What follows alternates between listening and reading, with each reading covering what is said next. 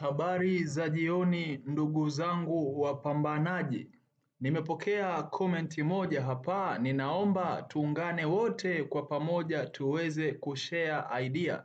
Nitashare kutokana na experience yangu na pia nitatoa na mfano. Ngoja tuangalie komenti hii inasemaje. Karibu nami uweze kupanua uelewa wako kwenye mambo ya ajira. Na kama wasaa huu umepumzika, umeoga zako, umelala, basi sikiliza hii sauti uweze kugain baadhi ya mambo. Ngoja tu preview comment hapa.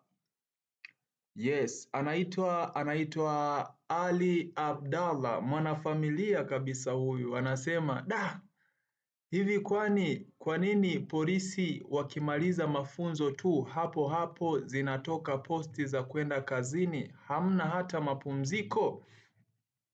Hili swali nitalijibu kutokana na experience yangu, na pia nitaruhusu kwa mtu ambaye ameshaona labda rafiki yake alichaguliwa kujiunga na jeshi la polisi na baada ya mafunzo posti zikatoka za kupangiwa kituo cha kazi, basi wakaenda. Sasa naomba nikujibu, iko hivi, kwa ninachokifahamu mimi, yani ukishachaguliwa kwenda mafunzoni, maana hiyo umepasi usairi hadi unaenda kwenye mafunzo, huwa tunasema hauwezi ukatoka kwenye mafunzo bila kujua kituo chako cha kazi. Mara nyingi sana wanatoka wakishajua kabisa mimi nimepangiwa kituo fulani. Yes, iko hivyo.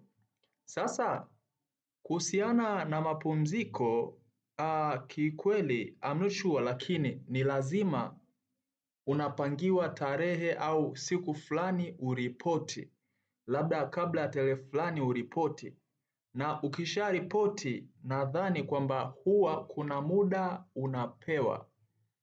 Mara nyingi sana kazi za kiserikali, sijajua kwa upande wa polisi itakuwaje, lakini na polisi nao ni serikali.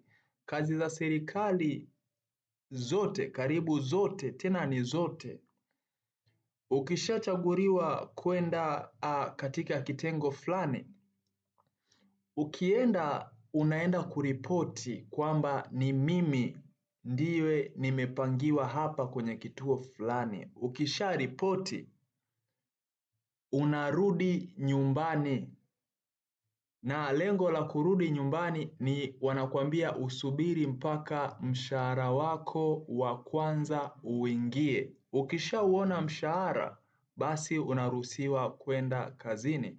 Maana utaishije kazini bila kuwa na kianzio? Kwa maana hiyo watu wengi sana ama halmashauri nyingi na majeshi mengi wanafanya kwamba wanakurudisha nyumbani hadi mshahara wako utakapoingia. Ikishaingia lile fungu la kwanza, mfano umeripoti labda tarehe 18. Kwenye tarehe 18 mara nyingi kupokea mshahara mwisho wa mwezi huwa ni ngumu. Kwa hiyo utajikuta unakuja kupokea mshahara mwezi ujao. Ukipokea mshahara mwezi ujao, basi ndipo utaenda kazini. Kwa maana hiyo wengi huwa wanahakikisha mtu amepata kitu ndio anaenda kazini. Iko hivyo. Kwa hiyo ndugu yangu Ali Abdallah, kama ulikuwa unaona hamna mapumziko, sidhani, lakini mapumziko ni yapo, kwamba utapewa muda wa kusubiri hadi fungu lako liingie. Iko hivyo. Asante kwa kunisikiliza, nimekujibu kutokana na experience yangu kwa sehemu mbalimbali ambazo nimeshaona kwamba mtu akishachaguliwa akienda kuripoti na kuaje. Yes, iko hivyo. Kwa hiyo ni murua kabisa, tujipange tu this time. Natamani nione walau memba 2 au 3 walio active kwenye group, walio active kwenye channel yetu, basi wafanikiwe. Na nitashukuru Mungu sana. Naombeeni nyote. Asante. Chao.